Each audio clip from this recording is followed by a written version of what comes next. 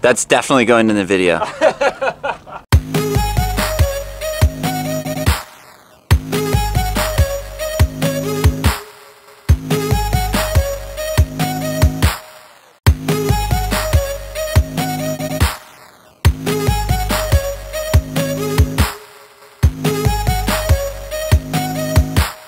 All right, this is the exciting part.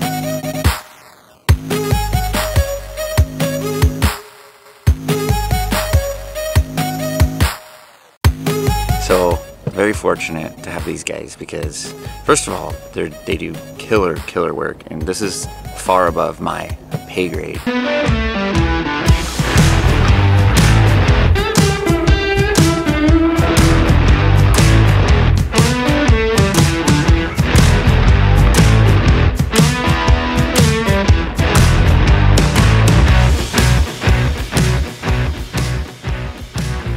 What is up, y'all? Today is the day. So excited. It's been such a long time coming. So today we are doing our solar install. I am very excited. We're here with Nomad Mods, Sean and James over here, these guys. And we're kind of getting everything laid out and we're getting ready to do the solar install on the Imagine, the Grand Design. So their company is very interesting. They basically are full-time nomads and they travel around the country just like we do. And then they basically help people with their rigs doing anything and everything related to boondocking. So obviously solar installs, solar consultations, they'll do composting toilets, they'll do like water bladders, like water systems, basically anything you can think of that would help you extend your stay boondocking. That's what they're into, and that's what they will help you accomplish or figure out what you need and stuff like that. We're gonna be trying to document this install today, so you'll kind of meet them a little bit. I think they're a little camera shy, which is okay. Yeah, I'm just super excited to share this with you guys. We basically laid everything out and we're just kind of doing a quick inventory before we start tearing into everything. Most likely I'm probably gonna have to run to the store one more time to get a few loose ends, but they're kind of just going over everything, mapping it all out and getting it ready to be installed. Now they're trying to figure out where the panels are going to go and how they're going to be laid out. 40 is going to take the panel right to the edge of the... How does it look up there? Well, it doesn't look too bad. 210. Yeah, 210 would stop here. So we're probably going with like a... What are we calling this, guys? Like a mini rack? Like a low profile rack? Low profile rack, yeah. Here, I'll explain because I know what I'm talking about. So we're gonna actually build a low profile rack for the panels because we're running 6 panels total and they're pretty big. They're 70 by 40. So that's what they're looking at now. And basically the rack is gonna run from the front just in front of the AC here. It should look pretty clean and should be pretty low profile. So here's the factory Grand Design 165 watt panel. They ran it this way. That was our original thought, to do 2, 4, 6, but now to keep it as low as possible and to give us more space to walk around the panels for when we have to get up here to clean them, we're actually going to run the panels this direction. So we're going to do 1, 2, 3, 4, 5, 6.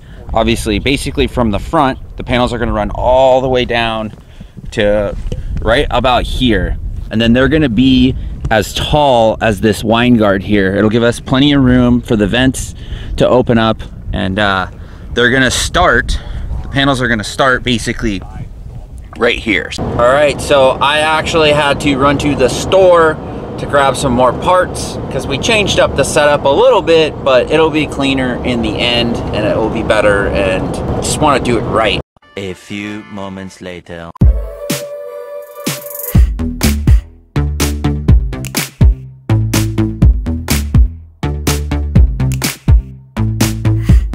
Okay, longest trip ever. We switched up our mounting system, so I needed to get some metal. It's a little bit longer than the Ram.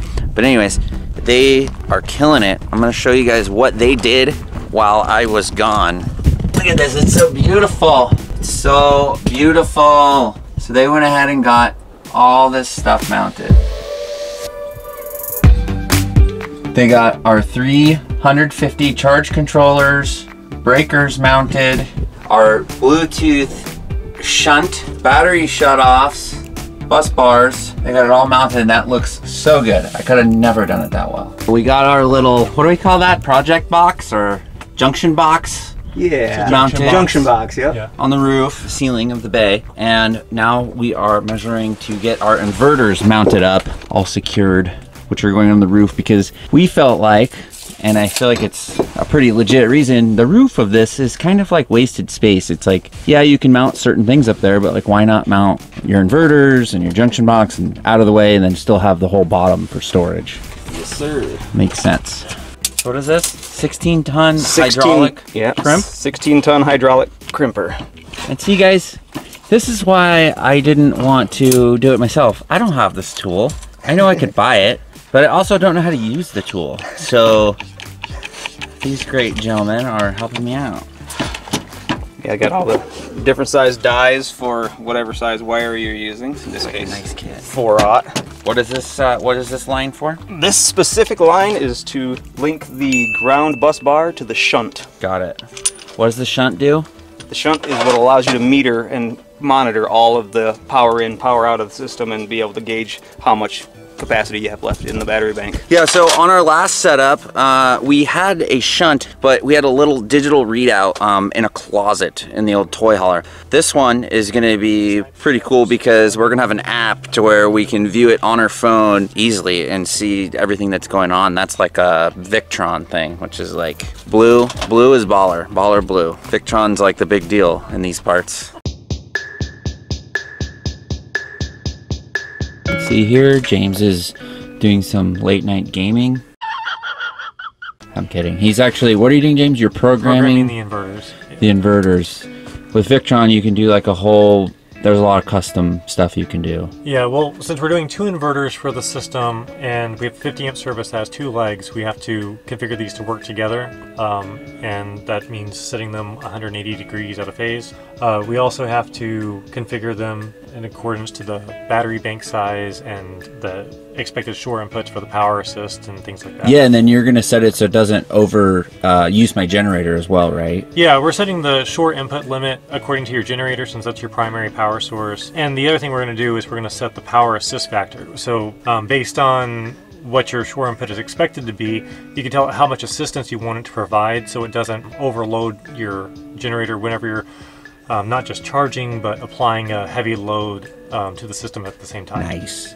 See guys, these guys know their stuff. It's way above my head. I could not do this, like, at all without them. You look comfortable in there at least. It's not a bad install. I've been able to lay down a lot of it. So today is starting day 2 of the install. We're up on the roof today. We're gonna try and get all the panels mounted and everything done on the roof before it gets too hot today, which we think we can. So we're doing kind of what is like a mini rack. So we're gonna be mounting 2 like 20-foot lengths of aluminum angle running front to back on the rig. And that's gonna be basically where we're gonna build a couple legs going up for the panels. So all the panels are gonna be flat lined, same height, and they're gonna all be in line. It's gonna be super clean and nice looking. We already pulled down the Furrion 165 watt panel that came with the Grand Design. So that's right here. Pretty sure the goal with this is to wire this up on the roof rack of the Ram so that it can keep our refrigerator running 24/7 and charged just off the truck batteries. So we're gonna use this, and we might just use the Furrion charge controller as well. So just taking the stuff from here, putting it on here. That'll save me time and money and energy and effort. So Sean and James are fellow Xscapers. That's how I met. Well, I actually didn't meet them at the bash or the event. But anyways, we met them through other Xscapers, and we caravanned with James for a few months during the beginning of COVID. And then we met Sean and Allie last year at a little New Year's get-together that we did, and we stayed in contact. And it's just great because this community is like so good and strong and well-knit, and it's just nice knowing more and more people. And when you're traveling on the road, you can just easily, hey, let's meet up, let's hang out for a week, whatever. It's rad. This is the rough measurements. We're basically going to be bolting these aluminum tracks on every joist, and then we have some adhesive, and we're going to stick them down and bolt them down. And then the panels are going to go this orientation, 1, 2, 3, 4, 5, 6. It's almost like these lines, like 1, 2, 3, 4, 5, 6. running that way. And it's gonna give us a good amount to walk on both sides to clean panels, whatever. And I don't have to buy the fan covers because they're gonna be under the solar. And I am hoping that having this roof mostly covered is actually gonna help with heat as well. So this is the original Furrion, what do you call that thing? A solar port kit chingadera. And we're taking this off and we're gonna put a project box over here. But we're gonna use the same hole to bring our wires down to everything. Sorry about that dang plane.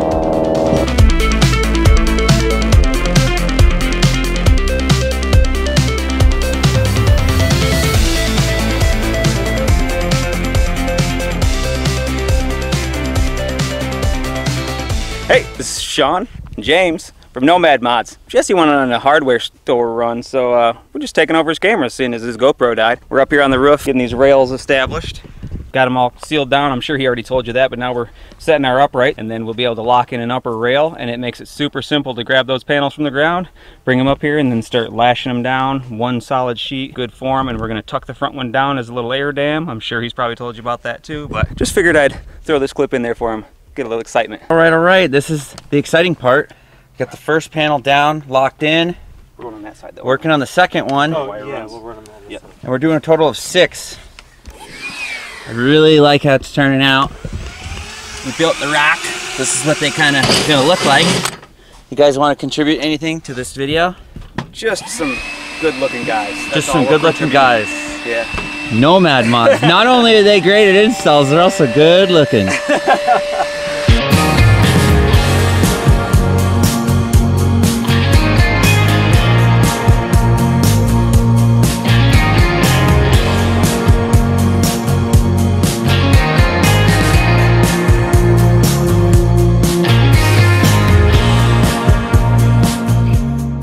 Another beautiful day here in Quartzsite, Arizona. Today is technically day 3. We did work 2 pretty full days, but we had to do a lot of part runs and just laying out the system. It takes a little bit of time and figuring out where you can run wires and everything, because every unit, every trailer, every motorhome is completely different, so it's kind of custom to some extent. Yesterday, we got most of the panels done, the rail system. Look how freaking clean that is. Look at that. 1/2 inch. Fully measured out, plenty of walkable space on both sides. It's the same. Today we got to finish our last panel, which is on the very front of the travel trailer. A little bit more of bracketry to mount that, and then we also have to basically terminate all of the MC4 ends. So all the wires that connect to the panels down in the underbelly, we need to basically cut them with wire cutters and plug them in, and then we'll be making power. We are inverting power. Our inverters are working. Last night, all my outlets worked. We tested the microwave. I can watch TV in the living room now. Basically, every outlet in the rig works with ease. I also did get my Victron Smart Shunt app working. We're at 74%. They're telling me this is not 100% accurate yet because the batteries weren't completely full. It's programmed for the amp hours. So once today we finish everything up, they'll be completely charged and then it'll be dialed in. I know a lot of you are going to be asking, why do you have such a big system? Well, we didn't want to worry about it, to be honest. Also, we have a huge system. It's kind of funny. We only have 300 amp hours. We have 3 Lion Energy batteries. So we're going to remedy that when we can, as soon as we can.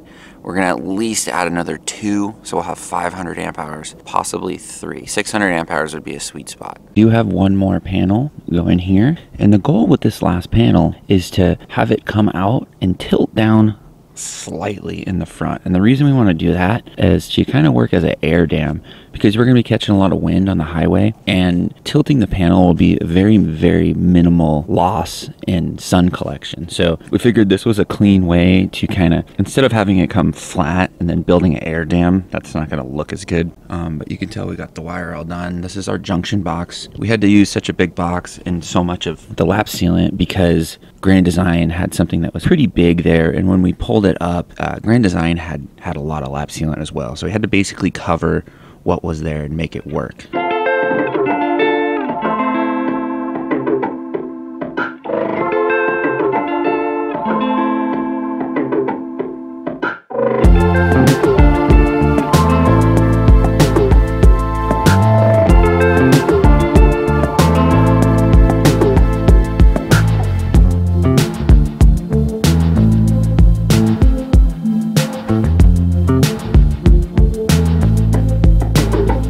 this is it, all said and done. We got our 2 inverters, we got our junction box up on the ceiling, our 3 charge controllers, our 2 battery shutoffs, and for now we just have 315 amp hours of Lion energy, which we plan on upgrading. But look at that. What I absolutely love is look how much of the storage bay is still accessible for storage. Almost the whole thing, because we went up, we kept everything tucked in that one corner. And then I plan on using this little corner. I'm gonna mount a shovel up there, an axe. I think over here might mount my Makita battery charger, plug it in right there.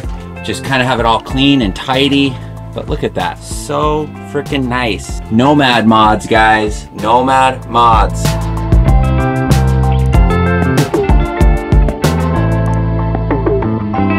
Well, that's it. 3 long days to install this system. We're all pretty tired. We kind of worked pretty hard to get it done because I have all sorts of time constraints. I gotta get back to Southern California. They have a lot of stuff going on as well.